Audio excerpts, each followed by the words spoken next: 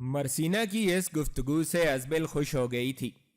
تھوڑی دیر کے لیے اس نے اسے اپنے ساتھ لپٹائے رکھا، اسے پیار کیا، پھر علیحدہ ہوئی اور کہنے لگی، بیٹی، پانی اگر لگاتار سخت سے سخت پتھر پر بھی پڑتا رہے تو اس میں بھی اپنے اثرات چھوڑے بغیر نہیں رہتا۔ بیٹی، ہم تو اپنی طرف سے کوشش کریں گے ہی۔ اس سلسلے میں حلب جا کر امیر مجدد الدین کی ماں سے بھی بات کروں گی۔ شمس الدین اور خلتک کے ذمہ بھی یہ کام لگاؤں گی کہ وہ تمہیں اور امیر مجدد الدین کو زندگی کا ہمسفر بنانے کی کوشش کریں، لیکن بیٹی، اس سلسلے میں تمہیں بھی کچھ کرنا ہوگا۔ اگر انسان ہاتھ پاؤں توڑ کر بیٹھ جائے اور صرف اللہ پر ہی توکل ڈال دے تو پھر اللہ کی طرف سے بھی کچھ نہیں ملتا۔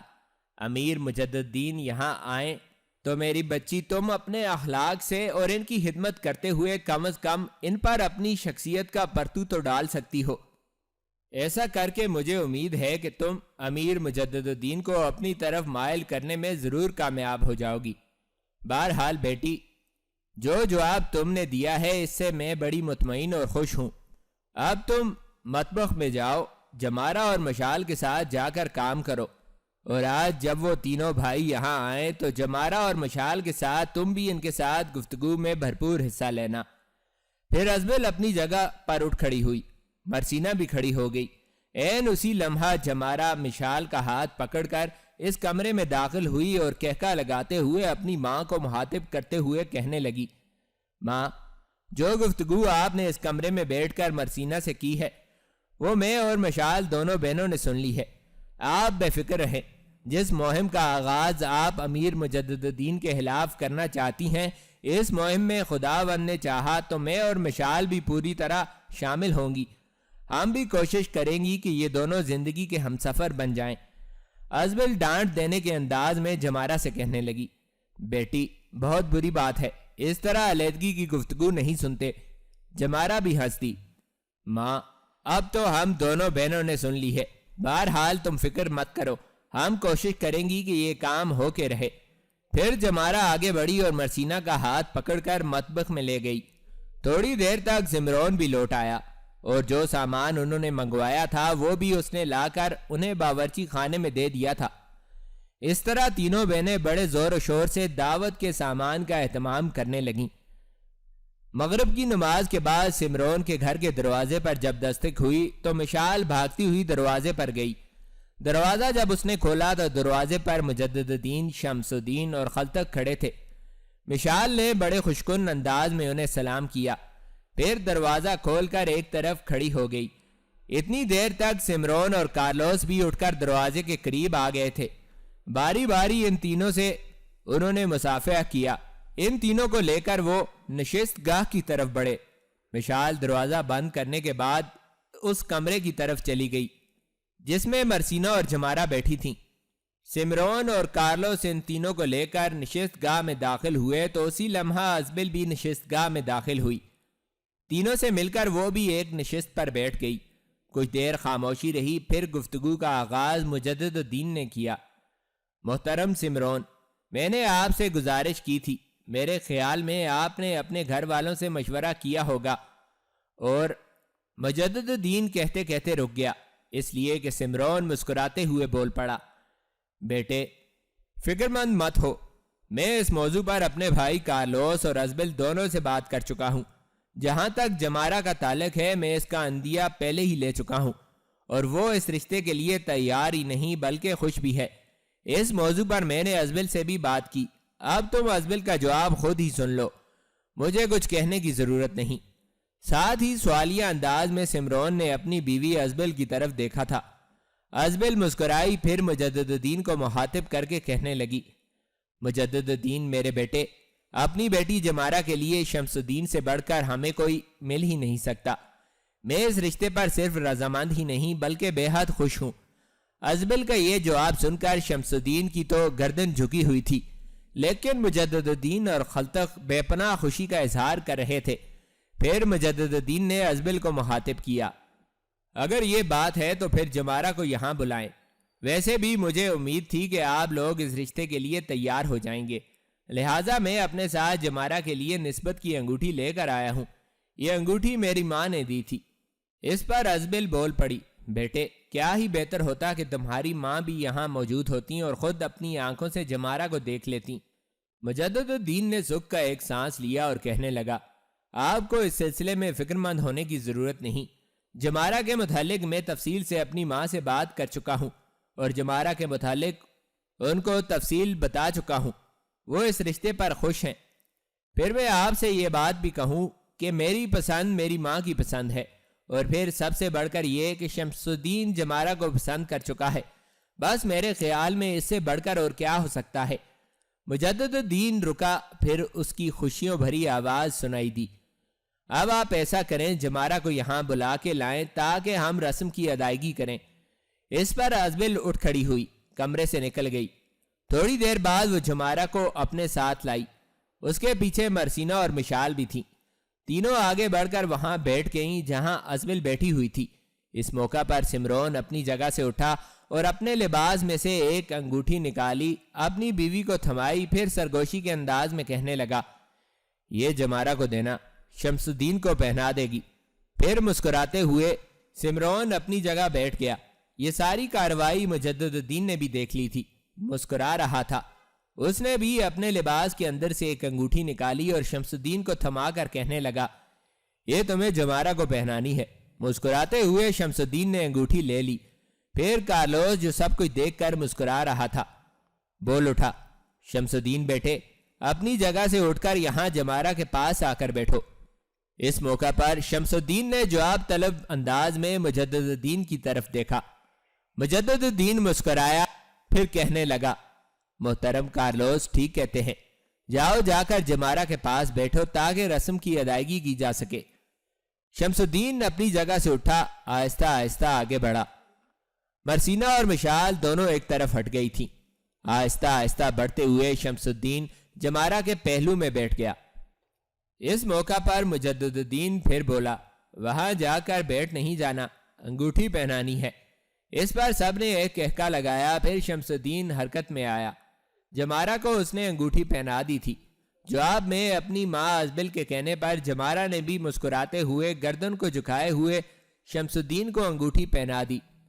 اس کے بعد مجدد الدین مسکراتے ہوئے کہنے لگا، محترم سمرون اور کارلوس، میں آپ سب لوگوں کا شکر گزار ہوں کہ آپ نے اس رشتے کے لیے ہاں کی۔ میری ماں جب سنے گی کہ میں نے جمارہ کے ساتھ شمس الدین کی نسبت طے کر دی ہے تو میں بتا نہیں سکتا کہ اس کی خوشی کی انتہا کیا ہوگی۔ وہ بے حد خوش ہوگی۔ اگر کبھی حالات نے اجازت دی تو میں اپنی ماں کو لے کر یہاں ضرور آؤں گا۔ کاش حالات ایسے ہوتے کہ میں اس رسم میں اپنی ماں کو یہاں بلا سکتا۔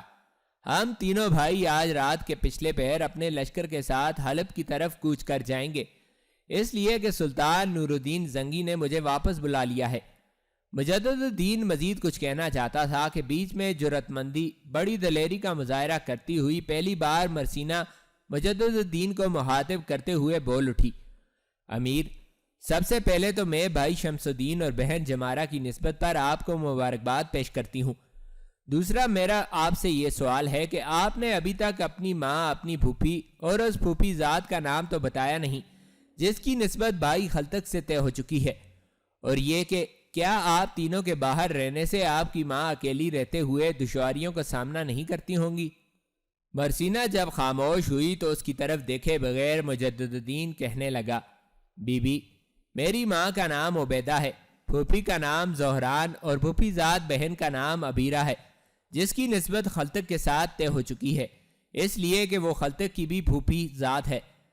رہا سوال تمہارا کہ ہماری غیر موجودگی میں ہماری ماں تنہائی محسوس کرتی ہوگی، تو ایسی کوئی بات نہیں۔ ہمارا اور ہماری پھوپھی کا گھر بالکل ساتھ ساتھ ہیں، بیچ میں دیوار بھی نہیں، اکٹھا ہی ہے، اس لیے میری ماں اکیلا پن محسوس نہیں کرتی۔ جب ہم تینوں بھائی باہر ہوں تو میری پھوپھی زہران اور عبیرہ دونوں اس کی دیکھ بھال کرنے کے لیے موجود رہتی ہیں۔ سمرون، کارلوس، ازبل، جمارہ اور مشال خوشی اور سکون محسوس کر رہے تھے کہ مرسینہ نے مجدد الدین کے ساتھ گفتگو کا آغاز کیا۔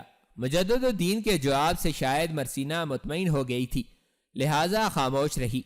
اس پر ازبل اٹھی اور کہنے لگی، میری بیٹیوں، اٹھو، یہیں کھانے کے برتن لگاؤ، سب مل کر کھانا کھاتے ہیں۔ اس پر مرسینہ اور مشال دونوں اٹھ کھڑی ہوئیں۔ جمارہ بھی اٹھی تو اس کو مخاطب کر کے مجدد الدین کہنے لگا، جمارہ میری بہن، تم بیٹھی رہو، تمہاری تو آج نسبت طے ہوئی ہے، میرے خیال میں تمہیں آج کام نہیں کرنا چاہیے۔ جمارہ چند قدم آگے بڑھ کر رکی، مسکراتے ہوئے مجدد الدین کی طرف دیکھ کر کہنے لگی، نہیں بھائی، ایسی کوئی بات نہیں، میں مرسینہ اور مشال کے ساتھ مل کر سارا کام کروں گی۔ اس کے ساتھ ہی وہ مرسینہ اور مشال کے ساتھ باہر نکل گئی۔ تھوڑی دیر میں تینوں نے وہاں مل کر کھانے کے برتن لگا دیے اور سب مل کر کھانا کھانے لگے تھے۔ سب وہاں کچھ دیر بیٹھ کر باتیں کرتے رہے۔ پھر مجدد الدین سمرون اور کارلس کی طرف دیکھتے ہوئے کہنے لگا، اب آپ آرام کریں، ہم تینوں جاتے ہیں، وقت تھوڑا ہے، ہم نے تیاری بھی کرنی ہے، اس لیے کہ رات کے پچھلے حصے میں ہم نے یہاں سے کوچ کرنا ہے۔ مجدد الدین کی طرف دیکھتے ہوئے شمس الدین اور خلتک بھی اٹھ کھڑے ہوئے۔ سمرون، کارلوس، ازول، جمارہ، مرسینہ اور مشال بھی کھڑی ہو گئی تھیں۔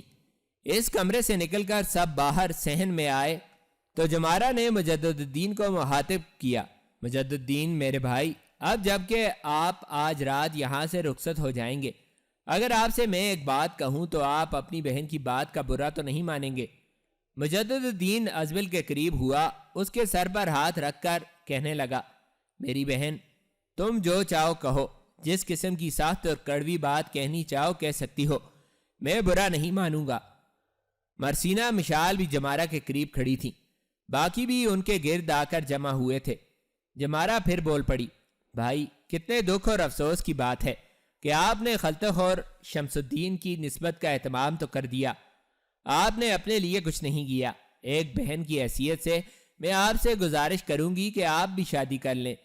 مجدد الدین بالکل سنجیدہ ہو گیا تھا، چہرہ اس کا سرخ ہو گیا تھا۔ اس کی حالت دیکھتے ہوئے شمس الدین اور خلتق بھی سہم گئے تھے۔ کچھ دیر ایسا ہی سما رہا، پھر مجدد الدین سنبھلا، دوبارہ اس نے جمارہ کی طرف دیکھا اور پھر کہنے لگا، جمارہ میری بہن، یوں جانو میں شادی کر چکا ہوں۔ جمارہ چونک سی پڑی، کس سے شادی کر چکے ہیں آپ؟ مجدد الدین ایک دم اپنا ہاتھ تلوار کے دستے پر لے گیا، پھر اپنی تلوار اس نے بے نیام کی اور کہنے لگا، یوں جانو میری شادی اس تلوار سے ہو چکی ہے۔ میں نے اپنی زندگی کو ایک مقصد کے لیے وقف کر دیا ہے۔ رہا میری شادی کا سوال تو میری بہن، وہ میرے مقدر، میری قسمت میں نہیں ہے۔ اس کے ساتھ ہی نہایت سنجیدہ اور اداس انداز میں مجدد الدین آگے بڑھ گیا تھا۔ کسی کو کچھ کہنے کی ہمت نہ ہوئی۔ پھر سب نے ان تینوں کو الوداع کہا اور وہ وہاں سے رخصت ہو گئے۔ اسی رات مجدد الدین، شمس الدین اور خلتق اپنے لشکر کے ساتھ الربا سے حلب کی طرف کوچ کر گئے تھے۔ سلطان نور الدین زنگی اور امیر العساکر اسد الدین شیر کو دوسرے سالاروں کے ساتھ حلب شہر سے باہر عسکریوں کی تربیت گاہ کا جائزہ لے رہے تھے کہ مجدد الدین، شمس الدین اور خلتق اپنے گھوڑوں کو دوڑاتے ہوئے وہاں آئے۔ انہیں دیکھتے ہی سلطان نور الدین، اسد الدین شیر کو اور دوسرے سالار ان کی طرف متوجہ ہوئے۔ قریب آ کر تینوں گھوڑوں سے اتر آئے۔ سب ان تینوں سے پرجوش انداز میں ملے۔ پھر سلطان نے مجدد الدین کو مخاطب کرتے ہوئے کہنا شروع کیا، ابن الدایا، تمہاری الربا سے باہر کارگزاریوں کی ساری تفصیل مجھے مل چکی ہے۔ تمہاری آمد سے بھی مجھے آگاہ کیا جا چکا ہے۔ صلیبیوں کو روکنے میں جس کارگزاری کا تم نے مظاہرہ کیا، اس کے لیے تم قابل تعریف ہو۔ تم خوش قسمت ہو کہ تھوڑی دیر پہلے شیر کو تمہاری عسکری فراست اور تمہاری جنگی مہارت کی تعریف کر رہا تھا۔ بہرحال جس مقصد کے لیے تم الربا کی طرف گئے تھے، اس سلسلے میں پوری طرح تم تینوں سے مطمئن ہوں۔ دیکھو، تمہاری ماں کو تمہاری آمد کی اطلاع کر دی گئی ہے اور وہ بڑی بے چینی سے تمہارا انتظار کر رہی ہے۔ اب ہم تمہیں یہاں باتوں میں الجھانا نہیں چاہتے، تفصیل سے تمہارے ساتھ بعد میں گفتگو ہوگی۔ ابھی تم سیدھے گھر جاؤ، اس لیے کہ تمہاری ماں کی بے چینی کو جانتا ہوں۔ وہ دروازے پر کھڑی تمہاری راہ دیکھ رہی ہوگی۔ اس کے ساتھ ہی سلطان کے کہنے پر تینوں گھوڑوں پر سوار ہوئے اور شہر کی طرف روانہ ہو گئے۔ تینوں اپنے گھوڑوں سے اتر کر ایک کھلے میدان میں داخل ہوئے۔ صحن میں 3 ڈھلی ہوئی عمر کی عورتیں اور ایک نوجوان لڑکی کھڑی شاید ان تینوں کا ہی انتظار کر رہی تھیں۔ ڈھلی ہوئی عمر کی عورتوں میں ایک مجدد الدین اور شمس الدین کی ماں عبیدہ تھی۔ دوسری عورت ان تینوں کی پھوپھی زہران اور تیسری ان کی پھوپھی زاد اور خلطت کی منصوبہ عبیرہ تھی۔ اپنے گھوڑوں کی باغیں چھوڑ کر تینوں آگے بڑھے۔ عبیدہ اور زہران نے بھرپور شفقت اور ممتا میں ان کا استقبال کیا۔ اتنی دیر تک عبیرہ فوراً حرکت میں آئی۔ ان کے گھوڑوں کو پکڑ کر اس نے ایک طرف باندھ دیا۔ پھر عبیدہ اور زہران ان دونوں کو سامنے والی نشست گاہ میں لے گئیں۔ عبیرہ ان کے پیچھے پیچھے تھی۔ سب جا کر نشست گاہ میں بیٹھ گئے۔ پھر اپنی ماں عبیدہ کے کہنے پر مجدد الدین انہیں الروا میں اپنی کارگزاری کی تفصیل بتاتا رہا۔ اس تفصیل میں کارلوس مرسینہ مشال سے ملاقات، پھر صلیبیوں کے خلاف جنگ اور ان کا انطاکیہ کی طرف بھاگ جانا، اور آخر میں وہ انہیں سمرون کے ہاں شمس الدین اور جمارہ کی نسبت طے ہونے کی تفصیل بتا رہا تھا۔ جب تک ملک شاہ سلجوقی مسلمانوں کا سلطان رہا، یورپ کی صلیبی قوتوں کو مسلمانوں کے علاقوں کی طرف آنکھ اٹھانے کی جرت نہ ہوئی۔ سلطان ملک شاہ سلجوقی کی وفات کے بعد جب عالم اسلام کا شیرازہ بکھرا، مختلف شہروں پر مختلف حکمران قابض ہوئے، تب یورپ والوں نے مسلمانوں کے خلاف پہلی صلیبی جنگ کی ابتدا کر دی۔ اس صلیبی جنگ کے نتیجے میں انطاکیہ، سور، سیدا، بیروت، یروشلم، طرابلس اور دیگر بہت سے شہر مسلمانوں سے صلیبیوں نے چھین لیے، اور اب صورتحال یہ تھی کہ مختلف شہروں پر چھوٹے چھوٹے حکمران تھے، جن میں سے حلب پر سلطان نور الدین زنگی اور موصل پر اس کا بڑا بھائی سیف الدین حکمران تھے۔ اب جرمنی کا بادشاہ کارنٹ اور فرانس کا بادشاہ لوئی یروشلم پہنچ کر اپنی عسکری طاقت اور قوت کو استوار کرنے لگے تھے، اور یروشلم کے بادشاہ بالڈون نے بھی ان کا ساتھ دیا۔ اس طرح یروشلم میں تین بڑی قوتیں یکجا ہو گئی تھیں، اور جب انہوں نے دیکھا کہ اب وہ مسلمانوں پر ضرب لگانے کے لیے اپنے لشکریوں کو ترتیب دے چکے ہیں، تب انہوں نے فیصلہ کیا کہ سب سے پہلے دمشق پر حملہ آور ہونا چاہیے، اور دمشق پر قبضہ کرنے کے بعد مسلمانوں کے دوسرے علاقوں اور شہروں کی طرف یلغار کر دینی چاہیے۔ یہ فیصلہ ہونے کے بعد تینوں نصرانی بادشاہ اپنے متحدہ لشکر کے ساتھ یروشلم سے نکلے، اور بڑی برق رفتاری سے انہوں نے دمشق کا رخ کیا۔ دمشق ارض شام کا سب سے بڑا شہر تھا۔ یہ سطح سمندر سے تقریباً 700 میٹر بلند صحرا کی حد پر اور لبنان شرقیہ کے سلسلہ کو کی شرقی سرحد پر جبل فاسیون کے دامن میں واقع تھا۔ یہ شہر حضرت داؤد علیہ السلام کے ہاتھوں فتح ہوا، لیکن حضرت سلیمان علیہ السلام کے عہد میں دمشق کے بادشاہ نے شمال کے شاہان عاشور اور جنوب کے مملوک اسرائیل کے خلاف جنگ میں کامیابی حاصل کی۔ 8ویں صدی میں اشوریوں نے، 7ویں صدی میں بابلیوں نے، 6ٹھی صدی میں ہنہامنشیوں نے، 4تھی صدی میں یونانیوں نے، 1لی صدی میں بازنطینیوں نے دمشق پر یکے بعد دیگرے قبضہ کیا۔ دمشق میں رومن سلطنت کا ایک صوبہ بنا۔ رومیوں کی جگہ بازنطینیوں نے سنبھال لی۔ 395 عیسوی میں یہ سلطنت شرقیہ کا ایک حصہ بن گیا۔ 612 عیسوی میں ایران کے بادشاہ ہیرود ثانی نے دمشق پر قبضہ کر لیا، اور 627 عیسوی میں ایرانی شہنشاہ کی وفات پر دمشق خالی کر دیا گیا، اور 624 عیسوی میں رومن بادشاہ ہرکلیس اس پر قابض ہو گیا۔ 635 عیسوی میں حضرت خالد بن ولید رضی اللہ تعالی عنہ اور حضرت ابو عبیدہ ابن جراح نے دمشق پر حملہ کیا اور دمشق پر قبضہ کر کے مغرب کی 1000 سالہ سیاست کا خاتمہ کر دیا۔ حضرت عمر رضی اللہ تعالی عنہ نے یزید بن ابی سفیان کو دمشق کا والی نامزد کیا۔ بہت جلد دمشق کو ایک مقدس شہر کا درجہ حاصل ہو گیا۔ روایات کی روشنی میں ان مقامات کا سراغ لگایا گیا جنہیں انبیاء سابقین نے شہرت عطا کی تھی، چنانچہ زائرین کی تعداد میں اضافہ ہونے لگا۔ زیادہ تر لوگ جبل قاسیون دیکھنے جاتے، جہاں حضرت آدم علیہ السلام کے بیٹے قابیل نے اپنے بھائی حابیل کو قتل کیا تھا۔ 647 عیسوی میں یزید بن ابی سفیان کے انتقال کے بعد دمشق کی قیادت حضرت امیر معاویہ رضی اللہ تعالی عنہ کے ہاتھ میں آئی۔ حضرت علی رضی اللہ تعالی عنہ کی شہادت کے بعد امیر معاویہ حاکم بنے تو انہوں نے دمشق میں اقامت اختیار کر لی۔ 1 صدی تک یہ خلافت کے مرکزی صوبے کا مدنی مرکز رہا، یہاں تک کہ خلیفہ ابو العباس الصفاح نے دمشق کی جگہ بغداد کو دارالحکومت بنا دیا۔ عباسی خلیفہ المتوکل نے ایک بار پھر اپنا دارالحکومت دمشق تبدیل کرنے کی کوشش کی، لیکن وہ صرف 38 یوم قیام کرنے کے بعد سامرا شہر چلا گیا۔ 867 عیسوی میں بخارا کے ترک احمد بن طولون کو خلیفہ نے دمشق کا والی مقرر کیا۔ اس نے خلیفہ کی کمزوریوں کے مد نظر دمشق پر قبضہ کر لیا۔ بنی طولون کے زوال اور کرالتا کی روز افزوں سرگرمیوں کو دیکھتے ہوئے خلیفہ وقت نے اپنا لشکر دمشق روانہ کر دیا۔ کراستا کو ہتھیار ڈالنے پڑے۔ اس کے بعد حکمرانی کا سلسلہ چلتا رہا، یہاں تک کہ سلجوقی سلطان الپ ارسلان نے اپنے بھائی تتمش کو دمشق کا حاکم مقرر کیا۔ اس کے بعد اس کا بیٹا داغ دمشق کا حکمران بنا۔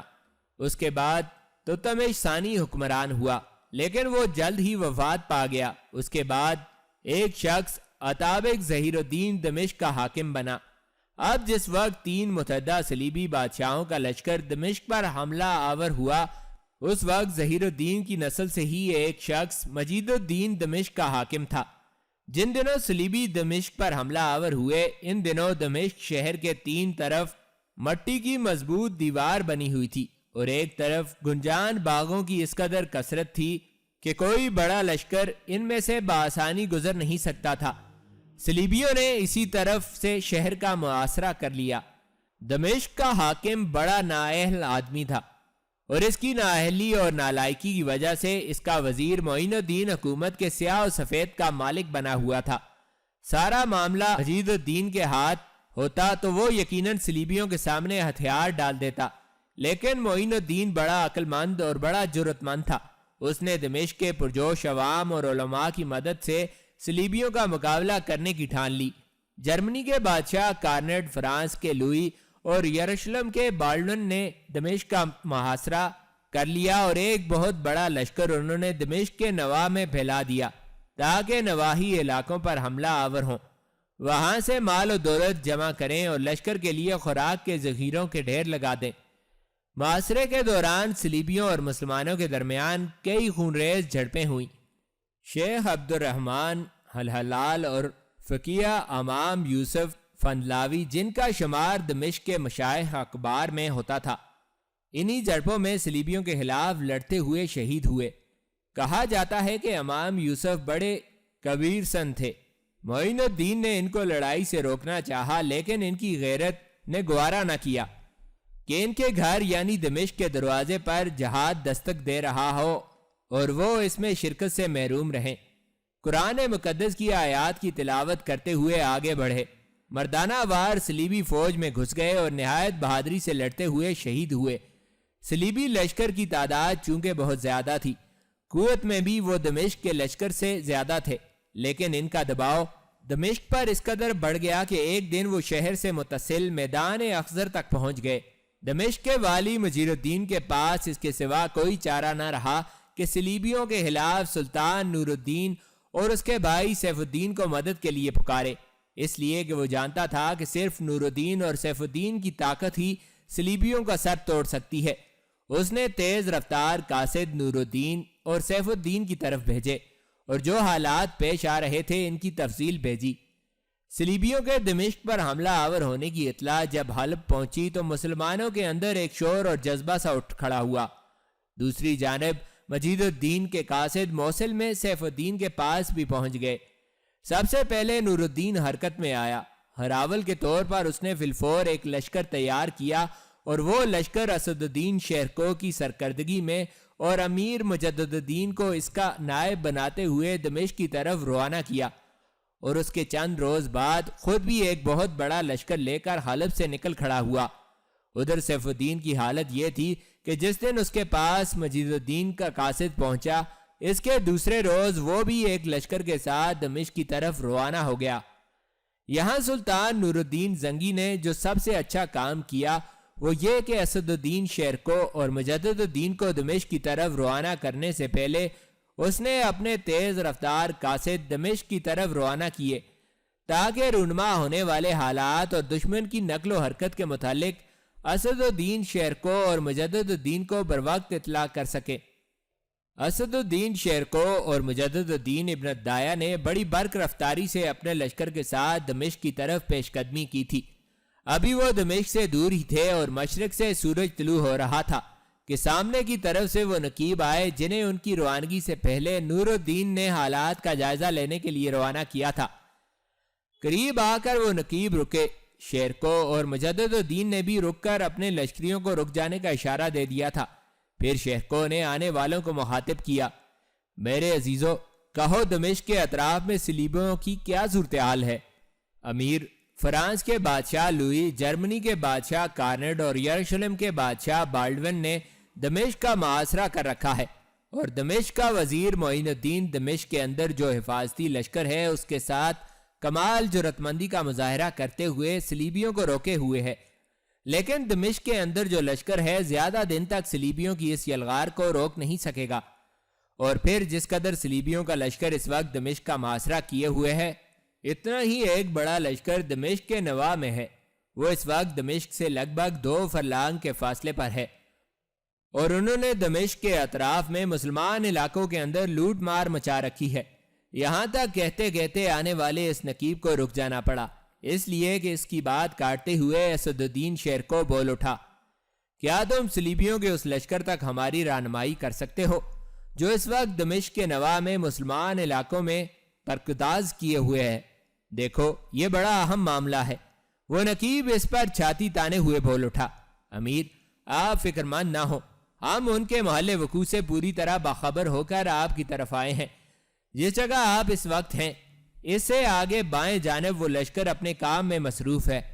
لیکن امیر، ایک بات میں کہوں، جو لشکر آپ کے ساتھ ہے اس لشکر کی تعداد اس لشکر سے کئی گنا زیادہ ہے، اور وہ اسد الدین شیرکو نے سر کو جھٹک دیا اور کہنے لگا، میرے عزیز، تم تعداد کو چھوڑو، تم سب کا کام ہے کہ اس لشکر تک ہماری رہنمائی کرنا۔ تم تھوڑی دیر رکو، میں ذرا اپنے عزیز مجدد الدین سے بات کر لوں، اس کے بعد ہم اپنے کام کی ابتدا کریں گے۔ پھر اسد الدین شیرکو مجدد الدین کے قریب ہوا اور اسے مخاطب کر کے کہنے لگا، میرے عزیز بھائی، بتاؤ اب تمہارا کیا خیال ہے؟ مجدد الدین مسکرایا اور کہنے لگا، وہ زیادہ بڑے جرم کا مرتکب ہے جو دمشق کا محاصرہ کیے ہوئے ہے، ان سے تو ہم نپٹ لیں گے، لیکن پہلے ان سے نمٹنا چاہیے جو مسلمان علاقوں کو لوٹ رہے ہیں۔ میرے خیال میں پہلے ان کا رخ کریں، اس کے بعد میرا اندازہ ہے کہ سلطان خود بھی یہاں پہنچ جائے گا۔ ویسے بھی ہمارے لیے سلطان کا یہی حکم ہے کہ ہم نے محاصرہ کرنے والے صلیبی لشکر کو اپنے ساتھ الجھانا ہے، اور کسی بھی صورت انہیں اس قابل نہیں رہنے دینا کہ وہ دمشق میں داخل ہو جائیں۔ ان پر آخری ضرب اسی وقت لگائی جائے گی جب سلطان خود اپنے لشکر کے ساتھ یہاں پہنچ جائیں گے۔ بہرحال اس وقت جو سب سے پہلا کام ہم نے کرنا ہے وہ یہ ہے کہ مسلمانوں کی لوٹ کھسوٹ کرنے والوں سے فی الفور نپٹنا چاہیے۔ مجدد الدین کی اس گفتگو سے اسد الدین شیرکو اطمینان اور خوشی کا اظہار کرتے ہوئے کہنے لگا، اگر یہ بات ہے تو ابن الدایا سنو، یہ جو ہمارے نقیب آئے ہیں ان کو بھی 2 حصوں میں تقسیم کرتے ہیں، اپنے لشکر کو بھی 2 حصوں میں تقسیم کرتے ہیں۔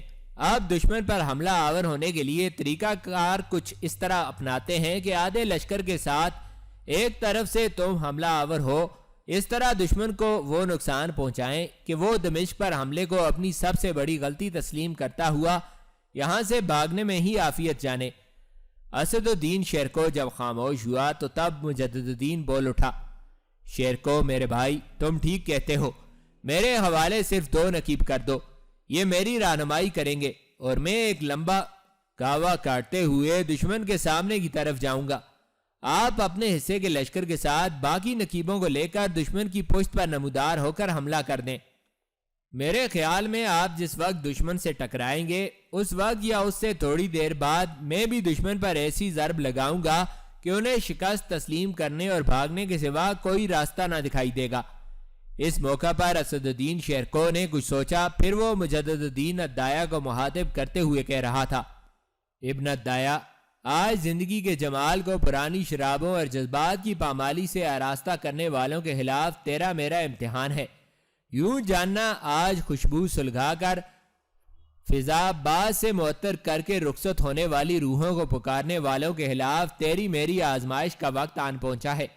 آؤ دونوں بھائی مل کر عہد کریں کہ ان کے چنگاڑتے طوفان جیسے جذبوں میں طلسم سکوت سے لبریز کر دیں گے، اور ان کے جسم و روح کے ربط میں اداس صبحوں کی دھند غمگین شاہوں کا دکھ بھر کے رکھ دیں گے، اور ان کی حالت مردہ لمحوں کے ڈھیر روحوں کے سلگتے غموں اور آوارہ بدی کو ترستی خواہشوں سے بھی بدتر بنا کے رہیں گے۔